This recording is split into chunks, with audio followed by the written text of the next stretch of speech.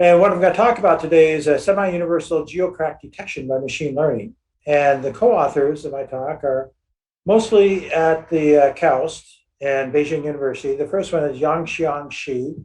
Much of the work was done by him, as well as Marco Belicio, a PhD student at KAUST.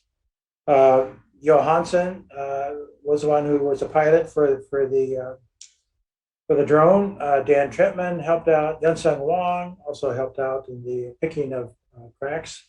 Matthew McCabe was also part of this team. And finally, the one person really outside of KAUST is Ron Brood. He was a colleague of mine for about 30 years at the University of Utah. He's a structural geologist, and he helped bring some geology into our problem. So first, the outline. I'm going to show you the introduction, and then the methodology of what we use to detect cracks and how we innovated it somewhat to make it semi-universal. And then I'll show you some results from the AlUla area in Saudi Arabia. We'll go 8,000 miles west of Saudi Arabia to Idaho. We'll show you a Teton Dam site. And then we'll go 100 million miles away from Earth to Mars, and we'll show you how the same procedure can be used to detect cracks and tectonic features on the surface of Mars. And finally, we'll have a discussion. Introduction. So where are we going to be working with first? It's going to be an AlUla, and this is a picture of Saudi Arabia. This is Jeddah on the coast here. And KAUST, where I'm talking right now, is about 60 kilometers north of Jeddah. So this is about a 6-hour drive by car to get to AlUla. AlUla, if you haven't heard of it, is a World Heritage Site, and it's going to be open to tourism in a big way in the next year or so. It's a site where you had human habitation over 20,000, at least over the last 20,000 years. It's a gateway between Africa and Asia. And so you have a lot of peoples that went through AlUla going north as well as south here. And we're going to be doing some work here with drones and images and trying to determine the density of cracks. And a quick peek at what you might see when you go there. If you've been to southern Utah, this is what southern Utah roughly looks like. And this is the same picture, same type of geology you see in the AlUla area. So let me move this around a bit. So as I said, this is a World Heritage Site. And there's two features to notice here. This is a 1 kilometer scale here. This is a finger, kind of a hand with an arm to it, and the finger's pointing downward. We're going to be looking at that in detail. And these contours about 100 meters high, so it's a big face, rock face here. We call it massive. And then there's a croissant-like feature here by the red. We're going to be putting drones around these features and taking pictures, and then determining the density and orientation of cracks from these drone pictures, over 23,000 of them, high density pictures. And we're going to use machine learning to figure out the crack delineation.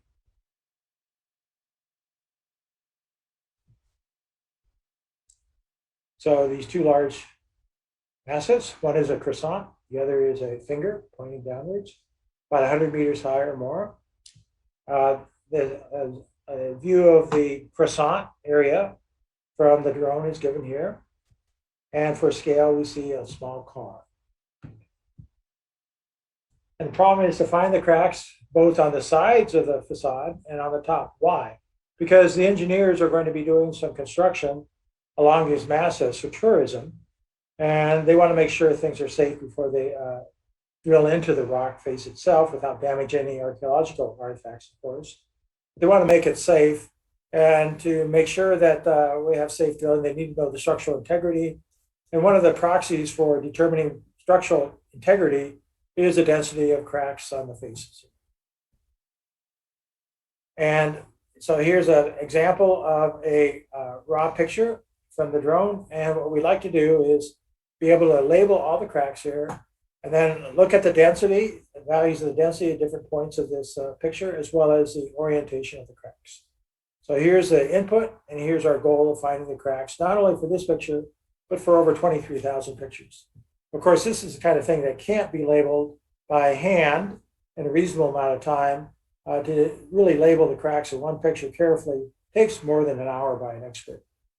So 23,000 times 1 hour, Well, you can do the math. 23,000 hours to do this. No, we just can't afford to do this. So let's have the machine do it. Okay, let's remember our croissant picture and our finger picture. And we'll put it up here on the right. And let's look at some of the surveys we did with the drone. And the drone, here's the finger picture. It's about 1 kilometer across here. And these green lines here correspond to the survey lines of the drone. It had to go through over the shallow portion of the rock massif and the intermediate height portion, as well as a high level height portion. And these green dots correspond to where you had to stop the drone and either recharge the battery and or recharge the memory cells on the camera. It took about a week to do these 36 flights around here. And then we also had to do not only the sides of the finger, but also the very top part of the finger. They wanted to know what the crack orientation was there as well. And that took about 14 flights going across the top of the massif here. And then for the croissant up here, this is a picture of the croissant from the aerial view. They didn't have enough room to do the drone flights all around the croissant. So they only had over a limited portion of them. And there are 7 flights over the croissant. And then over the top, we had 13 flights. And from these flights, we had over 23,000 pictures to analyze, very high density pictures, either 2,000 by 4,000 or 3,000 by 4,000 pixels per picture. So this isn't that much different than doing a large 2D survey over an area. There's a lot of data to bring together. And so a conventional way of doing crack detection in the computer would be to take a picture like this and then convolve it with some kind of deterministic edge detector. And if you know a little bit about edge detectors, you can see that this is a 3x3 filter. And it has ones here and minus ones there. What it'll do is takes a dot product of, it'll center this filter at any point of the picture and then take a dot product of it with it. And what that will do is we'll sum up the values of the intensity vertically on one side and then take the negative values sum on the right side. And that means they're going to subtract the intensity values on one side of the picture from the other side. And if there's a crack there, there's going to be a large change in intensity, and that's going to detect it. In fact, this is a edge detector filter. And it detects edges that are oriented along the vertical direction. Notice there's a very large change in intensity, light intensity here and dark intensity there, and it'll detect a very large change in intensity and give you a crack there. Well, let's see what happens. Well, if you apply this filter to this guy, you're going to get the right cracks, the red ones that you want, but you're also going to get mistakes. The mistakes are because it doesn't know that the big intensity change between the blue sky and the brown rock is not due to a crack, but just due to a contrast between the edge of the rock and the sky. So these yellow portions are the mistakes, and the deterministic filter is too dumb to know that. So you have to get together a bunch of people afterwards, and they have to decide which are mistakes and which is the right ones. And after some time, you can finally filter this out again to get the right crack orientations. But this is way too much time. You want to avoid looking at all 23,000 pictures with a crowd of people trying to determine which is right and which is wrong. So instead, we use a convolutional neural network and what's called supervised learning. I'll go through some of the basics of this for those who aren't that familiar with it. Change that around. Here's our input picture. There's no labeled cracks here. And what one has to do is label the cracks with a individual. And so here we see the correctly labeled cracks. Notice we didn't make any mistakes. Well, it took a long time by an expert to try to label this. But this is the ground truth, and this is the input. And what we like to do is have some kind of mathematical operation we call a convolutional neural network that can take the input and correctly identify the cracks that are given here. And this is called the training phase. And the particular network we use is called a UNet, and it has an encoder and a decoder in it. And what we have here is we have a reduction of the memory needed to compile information about this input. That's why you see a small little narrow opening here. And then we decode that code It's a very compressed code for the information in it to where the cracks are. So the UNet consists of not just one pseudo edge detector, but all kinds of edge detectors. And if you notice carefully, this guy versus this guy, notice the ones are along the vertical, whereas here the edge detector, the ones are along the horizontal. So this would be an edge detector for a horizontally oriented crack. This would be an edge detector for a vertically oriented crack. You don't have to program this in. This is automatically determined by the convolutional neural network. And if you train this properly with enough training examples, you'll be able to make this neural network be able to take new input data and be able to detect the cracks on it that haven't been detected before by an expert. And how it does this is it finds the coefficients in this big mathematical box, black box here, and it gets these mathematical coefficients so that they are properly computed so that the difference between the predicted cracks, the red ones here, and the labeled cracks, the ones, well, the red ones here, but the predicted ones are the ones that the machine is going to do for you. If it's perfect, you'll have a zero misfit error, and you'll know when to stop your iterative solution of this nonlinear problem. Turns out that instead of training on over 20,000 photos, you only need to train, and this is an empirical observation, only 100 photos. All you have to do is label 100 photos and train on your neural network, and you get sufficient accuracy so you can get an acceptable crack labeling of over 20,000 photos. So this is the big overview of what the neural network will do for you. So let's look at, go back a little bit and look at machine learning theory for those who aren't that familiar with it, and some of the steps that you have to do in training your network. So back in 1959, Arthur Samuel has a nice definition for machine learning. Machine learning is a field of study that gives computers the ability to learn without being explicitly programmed. What does that mean? Let's take an example of what we know in terms of training a program to get the best fit straight line that fits this cloud of points here. Here we have on the horizontal axis the background of incoming Cal students, and on the vertical axis we have their GPA after a few years at KAUST.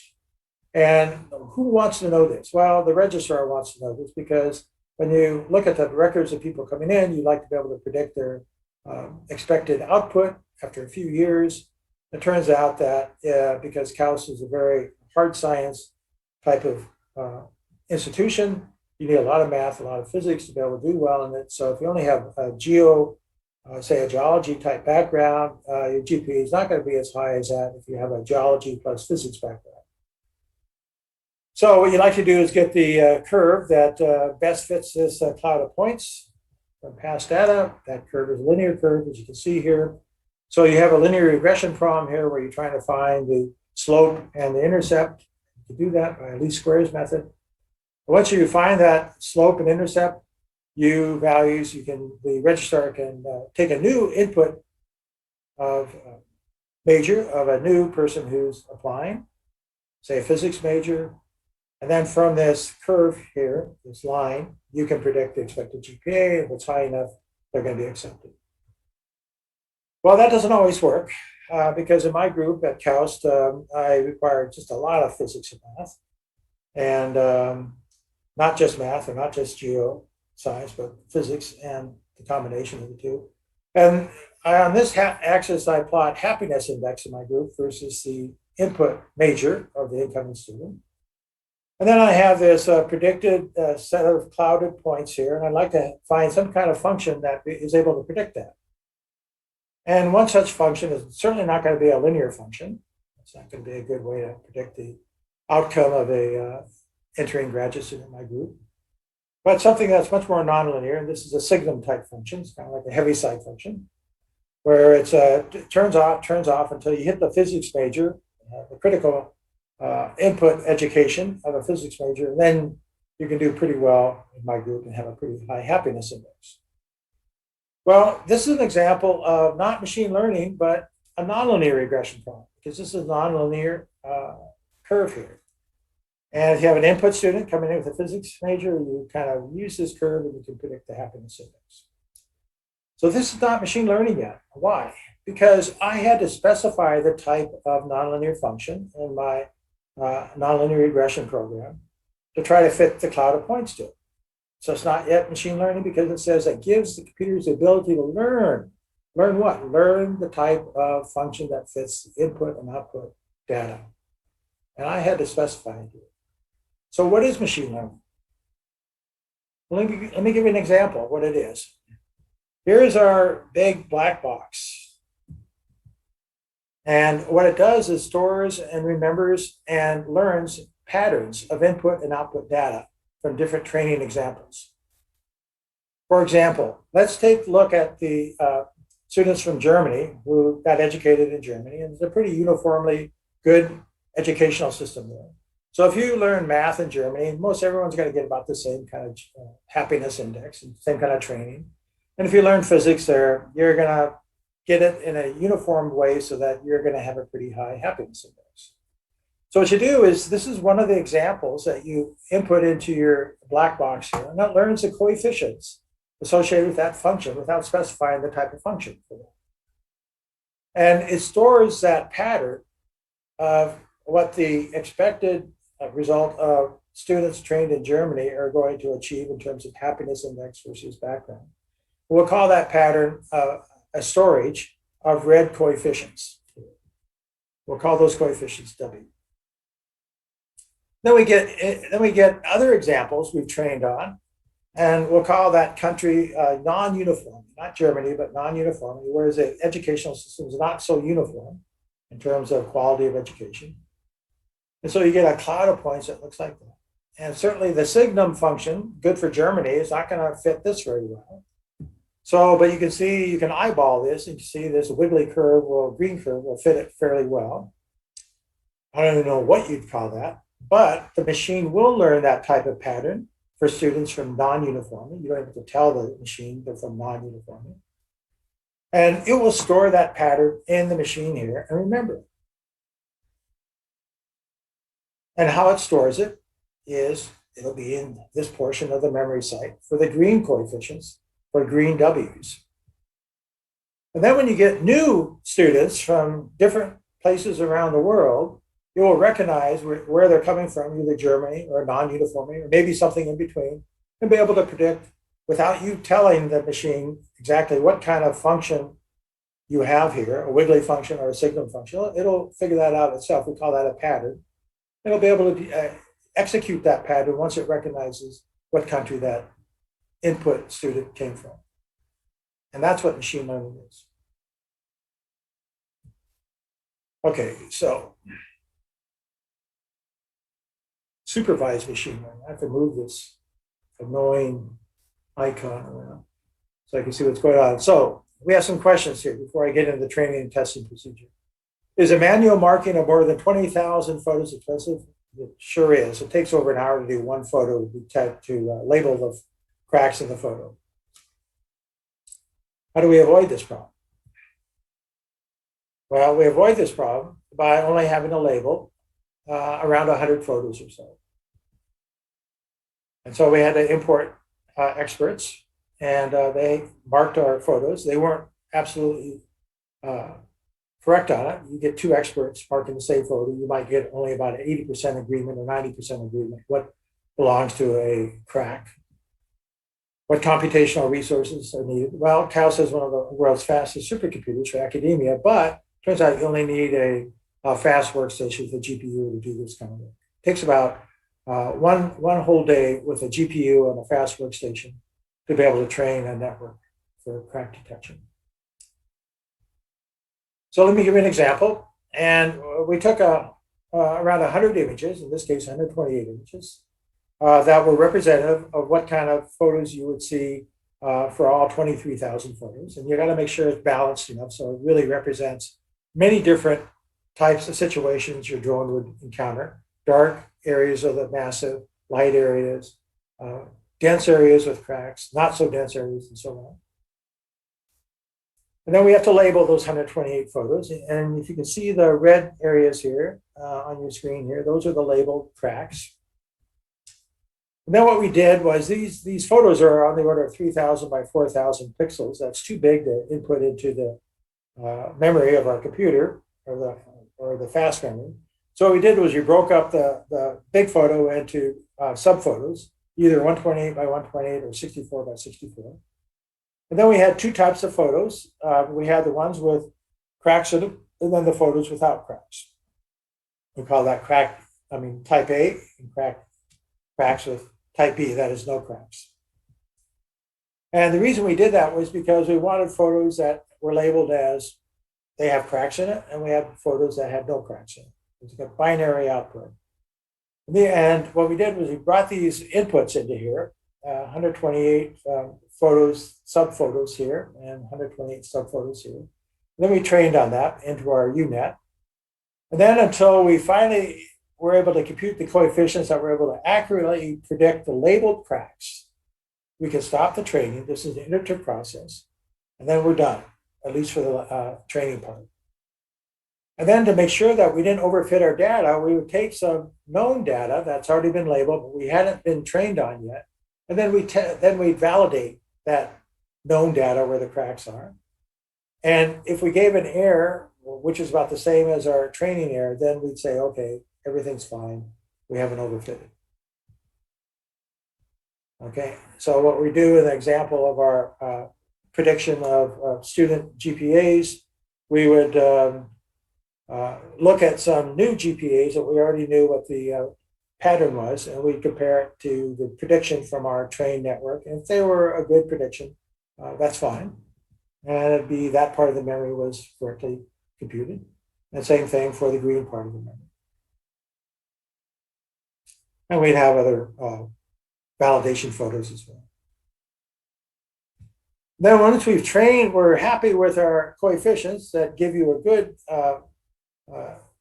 accuracy in predicting the labels. We then go to the untrained data set, that is on the order of 23,000 unlabeled data. And then we go ahead and take the trained network, and then from that, have them as input, and then we get the output crack depictions here. Okay. So this is, in a nutshell, the training and testing procedure for our supervised convolutional neural network. Here's some examples. Here's the before, and here's the after training our network. These are now top photos. This is a massive side photos. This is a top photo from our drone. Here's the before picture, and here's the after. Here's another side photo. Notice that the morphology is quite different than over here. So we made sure that when we train that we use pictures from as many representative geologies in these massives as we saw in the actual field. Here's the before picture. Here's the after.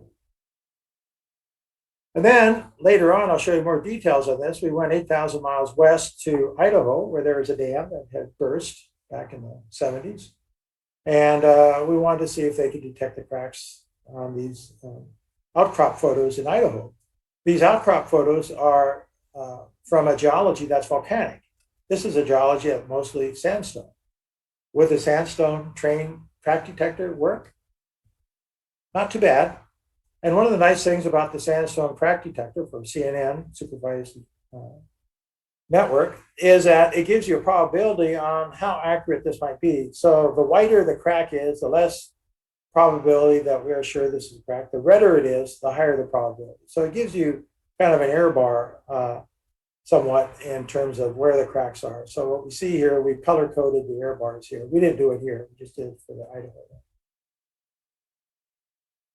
Let's show you some details of methodology. And this is for the experts. Because if you take a picture of any portion of the massif there, probably about more than 90% of the picture, close to 90% of the picture don't have cracks. It's only about 10% of the picture has cracks in it. So you have to balance out the data set. So you have as many cracks as you have non-cracked portions of the picture. And instead of using a least squares misfit function, we use this cross entropy misfit function that many machine learners use for this type of problem. And our pre-processing set procedure consisted of balancing the data set, making sure that we had as many pictures with high density cracks in as there were pictures without high density cracks. And we had to balance the type A pictures with the type B pictures. In some cases, we had to do weighting on the crack pictures and the crack areas themselves with a high weighting coefficient that would help to balance out the number of cracks in our picture versus non-cracks. Then we did some data augmentation as well. We did rotation, flipping, and zooming of the images to get new equations of constraint or pseudo new pictures. And then once we did that, we subsampled our original pictures to smaller sub-pictures, 64 by 64 or 128 by 128. And then we input them into the CNN architecture, which we call the UNet. And this is a picture of the UNet in high detail. So if you're not a machine learning expert, this looks pretty boring, so I'll go over this pretty quickly. The input comes in here. These long columns here correspond to where the filters are located and the feature maps. And these numbers, if you're an expert, you know what these numbers mean. If you're not an expert, I'm not going to be able to tell you what they mean. But you notice here, we don't have so many long columns of information here. That's a bottleneck. This is where you might start with a 64 by 64 bit input. And by the time you get down to here, you might only have 1,000 or so bits or bytes of information that describe what's going on up here. That is, you're going from high res to low res. Make sure you're not going to lose that information when you go back up on the decoder part. You have bridges across the network here. What do I mean by bridges? Well, this information not only flows downstairs here through the network, the filters, but also flows from left to right as well. So you don't lose resolution. Okay. So for the experts, you know what this means. For the non-experts, called the cross entropy function. And for the experts, we have a way of weighting the cracks with this lambda and 1 minus lambda. So if you had crack pictures with, and this is semantic segmentation, lambda would be very large for the ones with cracks in it, and it would downweight the non-crack parts of the picture. We trained on a GPU, and it takes one line of Keras to do a lot of this work on the training and the validation. And this is a loss function against, well, geophysicists call this iteration number, but they call it epochs. And this is our training set. And notice that the error goes down, or what they call the loss function. And to make sure that we didn't overfit our data, we also take our trained network and we apply it to a validation data set that we haven't trained on, but we know the answers to. And if that error curve is similar to the error curve we see here for the training set, then it means we're okay. We have a pretty good network, well trained. Let's look at some results. First, let's look at the AlUla area results. Then we'll look at the Idaho results. Then we'll go to Mars. Here's the results from AlUla. Here's the side pictures of the rock massif. Here's the top pictures, side, different morphologies. Notice that here our trained network picked up inadvertently tracks from a car. We didn't train it not to. If we really were worried about that, we could train it not to do that. We didn't bother. We knew where the car tracks were. And then we took this, and we had over 94% accuracy in our detection of cracks, according to Yangshi Shi. And we took this trained network, and it took us about a month to do the training. We had a group of 3 people, 3 experts, 2 computer science experts, and 1 pseudo geologist training the network. And most of the training was just labeling. It might be hard for you to believe that only 100 pictures had to be labeled. It took several weeks to label, actually 3 weeks to label 100 pictures. And it took so much time because they would label it, and then I'd go over and look at the label and say, no, that's wrong, I'm not doing this right, here, let's have another standard. So we had to have 2 or 3 iterations, 2 or 3 passes through the 100 pictures be able to label them correctly, in my opinion. This could be reduced with experience, but still, it's a lot of work. That's most of the work is the manual hand labeling of the cracks. But once you train the network, then we can take those coefficients and we can use them not only in the AlUla area, but then we ask the question, could we take them to Idaho and detect cracks in the dam site? And it turned out we sort of could, but if you used a transfer learning method, it really could do a good job. And the transfer learning meant that we didn't have to work so hard to label the cracks.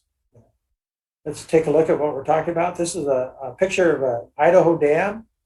It's called the Teton Dam, and it failed in 1976 because it was made out of mostly volcanic rocks. And these rocks failed after water started leaking through them and destroyed a couple of villages down from the dam itself. And at least a dozen people were killed because of this collapse of the dam. So it's important to be able to detect in real time cracks in dams, to be able to predict hazards. Can we do this with a drone and a machine learning method? And the answer, we think, is absolutely yes. Okay, so let's take a look at some pictures that we concentrate on and see if we can detect cracks with our AlUla crack detector. Here are two different pictures that we just showed you in the previous slide. This is one, and this is a different picture. They look the same because they have the river down below it, but they're very different parts of the rock outcrop. And let's apply our AlUla rock detector. It's already been trained. We didn't have to do anything. Let's see what happens. There we go. Bingo. It looks like we did a pretty decent job. But then if you look carefully here, we miss cracks like this. And there's probably some cracks that you can see maybe along here and here that we missed. So we probably only had about an 80% accuracy. Part of the problem was, well, this is not sandstone. This is volcanic. So the cracks might be quite a bit different than the volcanic, than the sandstones. But in addition, we had vegetation here we didn't really have in our AlUla, but somehow it didn't detect vegetation as cracks. That's good. It's a surprise. And over here, let's see what happens. Oh, again, we did not a bad job. It's still about an 80, 85% accuracy in detecting cracks. Can we do better? Here we had no labor involved in labeling these cracks. All we did is throw them into the computer and see what happens. Then we thought, well, can we boost up our accuracy by doing what's called transfer learning? And transfer learning, if it works right, we'll be able to get the right cracks, all the cracks. The yellow is what the right, correct positioning of the cracks are. Could we do this without much extra effort? Let's find out. Okay, so here's our UNet that you know and love. Okay, and what we're going to do is we're going to break up our UNet into a bottom piece, and we're going to keep the coefficients associated with the bottom piece from AlUla. And the top piece, we're going to decapitate it because the top piece of coefficients correspond to detecting fine details of cracks. And we know the fine details of cracks for volcanics are probably going to be different than that for the sandstones. So we're going to do a decapitation. Let's use our old coefficients down here, and let's retrain just for the high level coefficients. And we don't have to retrain too much with too many labeled examples. So here we're going to freeze the coefficients in our new UNet, and that might correspond to just remembering just maybe a few colors of different memory cells. And we're going to take the top level coefficients and retrain on those. Do we have to do much retraining? No, as it turns out. Less than about an hour or two of retraining will do it. And this is similar to an old movie called Young Frankenstein, where one of the culprits here is decapitated the brain of the monster, Frankenstein monster, and they're trying to decide what new brain do they want to put in it.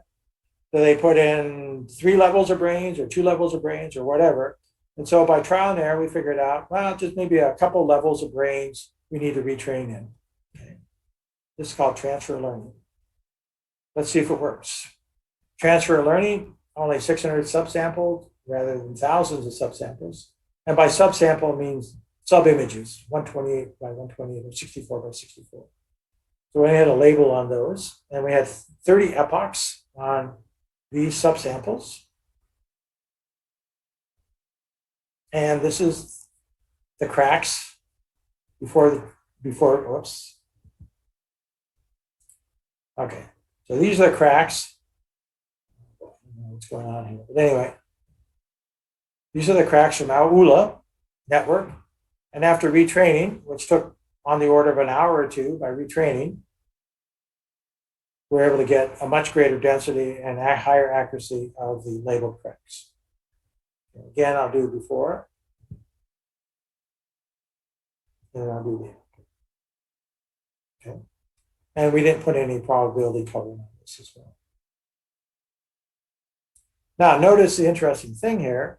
The reflections in the pool here were labeled as cracks because we didn't care about those reflections. So we didn't train it not to, we didn't train it to ignore this. We could have if we wanted to, but we didn't think that was a problem.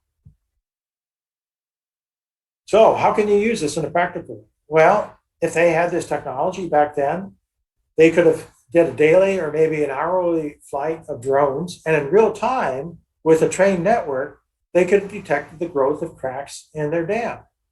And at some point, they could sound the alarm that the dam is going to break and get all the people evacuated.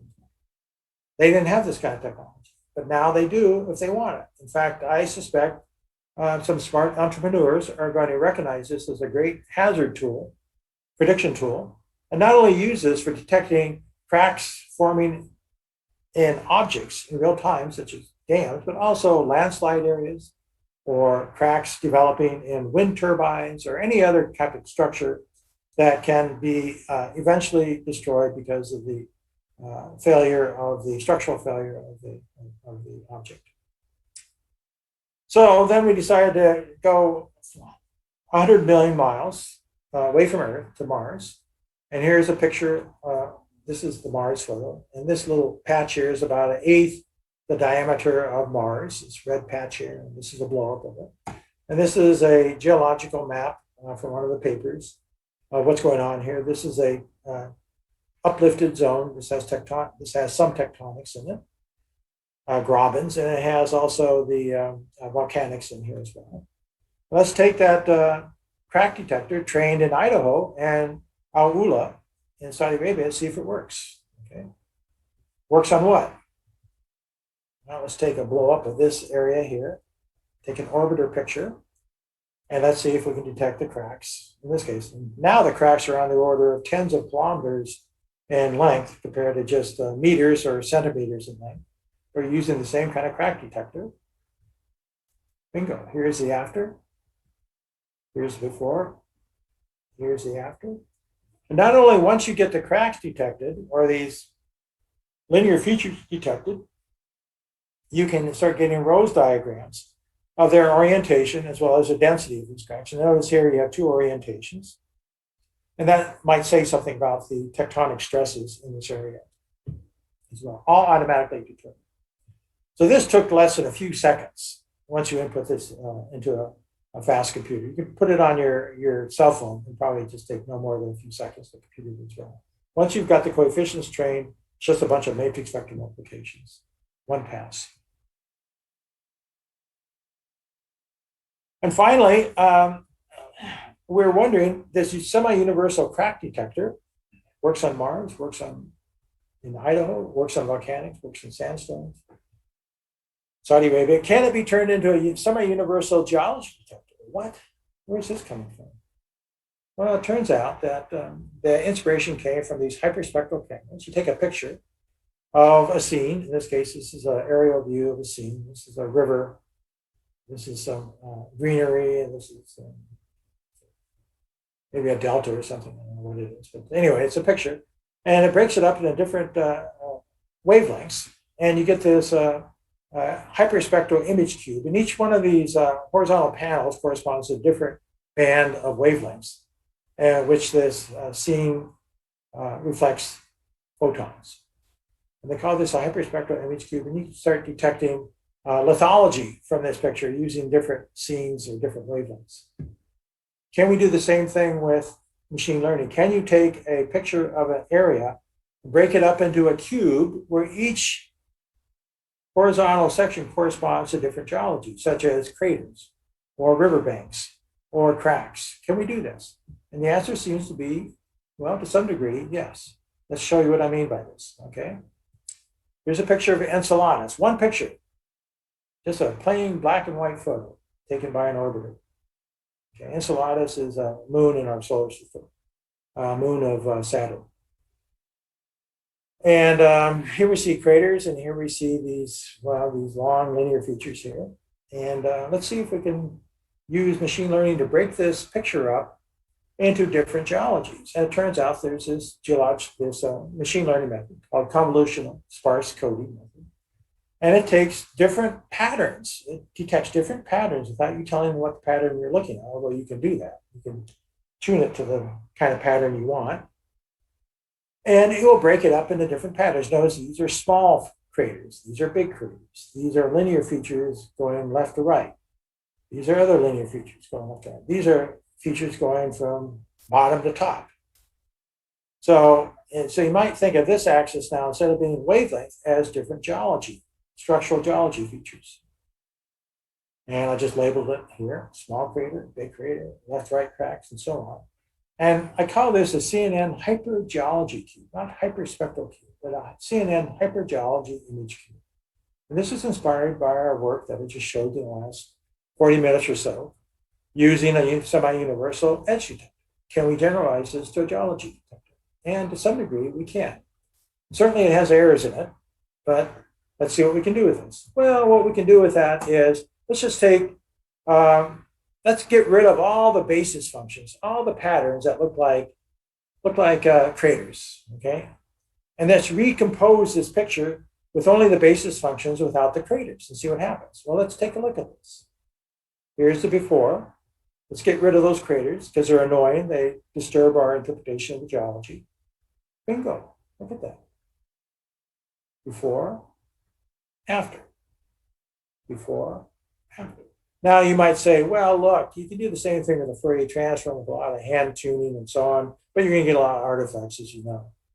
But tell me the method that you know of that allows you to decompose a picture into basis functions associated with geology without the artifacts you usually see with, say, a global type method that decomposes in global basis functions like Fourier transform.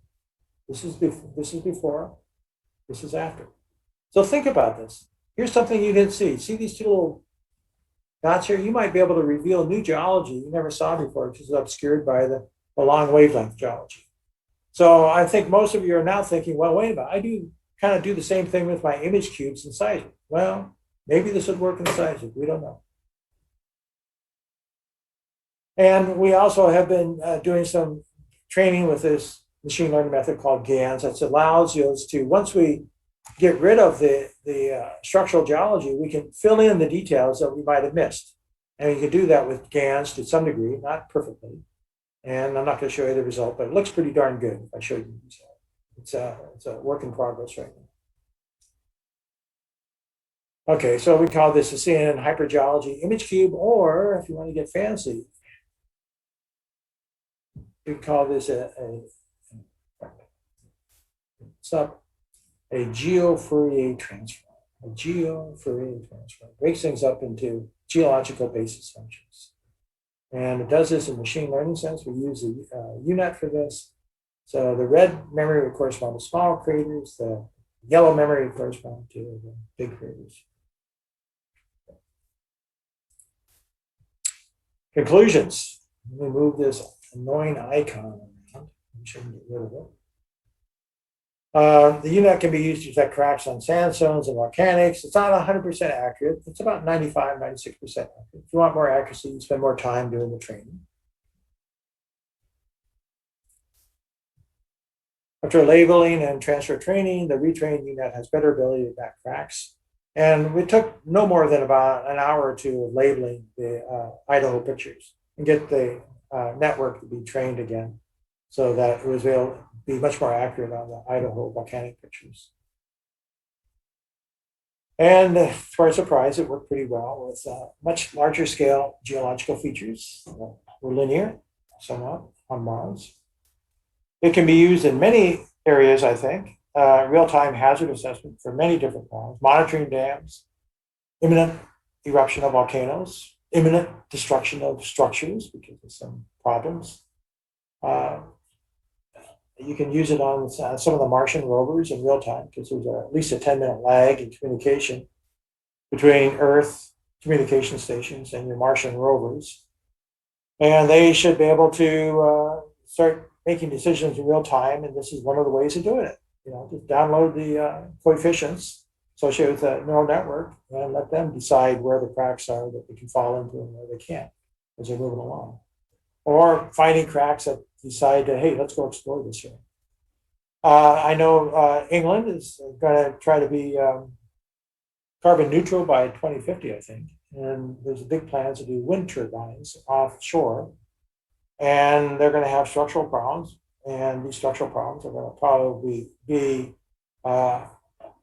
detected by looking at the cracks in the turbines blades.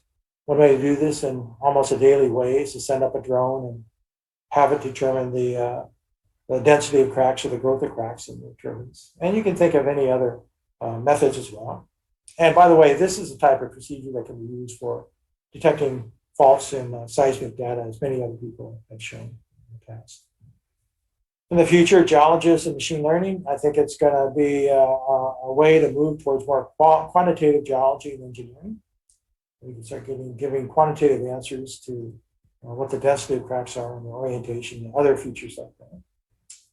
And we showed it to be true in Idaho, like that, and Mars, and off a moon of Saturn.